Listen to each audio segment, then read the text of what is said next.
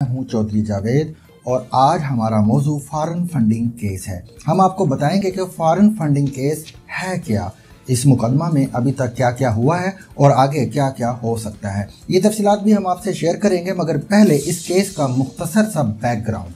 नाजरीन, अकबर शहजाद बाबर पाकिस्तान तहरीक इंसाफ के बानी मेंबरों में शुमार होते हैं। ये 2011 से पार्टी के अंदर फंड्स के हवाले से मुतमईन नहीं थे।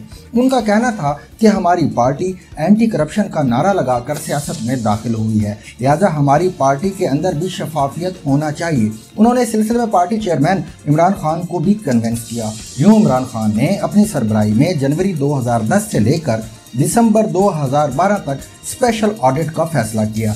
ये 2 साल का ऑडिट मुकम्मल हुआ, रिपोर्ट भी तैयार हुई, मगर ये रिपोर्ट पार्टी मेंबर को नहीं दी गई।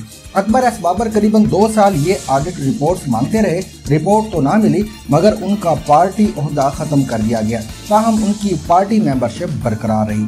जब मुसलसल रिपोर्ट मांगने के बावजूद अकबर एस बाबर को रिपोर्ट ना मिली तो उन्होंने बतौर पार्टी मेंबर नवंबर 2014 में इलेक्शन कमीशन ऑफ पाकिस्तान में एक तहरीरी शिकायत यानी पेटिशन दायर कर दी। उन्होंने इस दरख्वास्त में लिखा, मैं पाकिस्तान तहरीक इंसाफ का मेंबर हूँ और पार्टी फंड के हवाले से मुतमईन नहीं हूँ।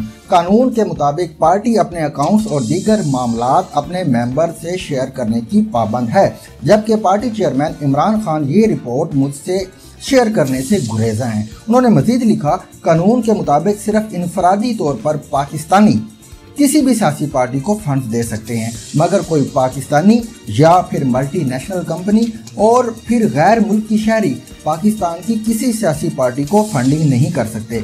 जबकि मेरे इल्म में ये बात आई है कि पीटीआई ने ममनुआ तरीकों से बाहर के मुल्कों से पैसे मंगवाए हैं।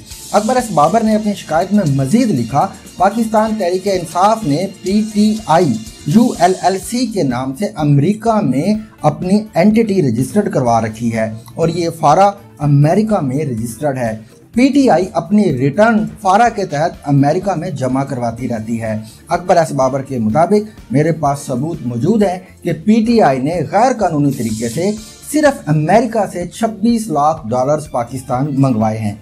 नाजरीन, फारा यानी फॉरेन एजेंट्स रजिस्ट्रेशन एक्ट एक अमेरिकी कंपनी है और अमेरिका में जो कोई भी फंडिंग करता है उसकी रजिस्ट्रेशन ये कंपनी करती है और इस कंपनी को अमेरिकन कानूनी तहफ़्फ़ुज़ भी देते हैं। अकबर एस बाबर ने अपनी पटिशन में मजीद लिखा कि अमेरिका, बरतानिया, ऑस्ट्रेलिया, सऊदी अरेबिया और जहाँ जहाँ पाकिस्तानी मौजूद हैं वहाँ से लाखों डॉलर ममनुआ तरीके से पाकिस्तान आए हैं।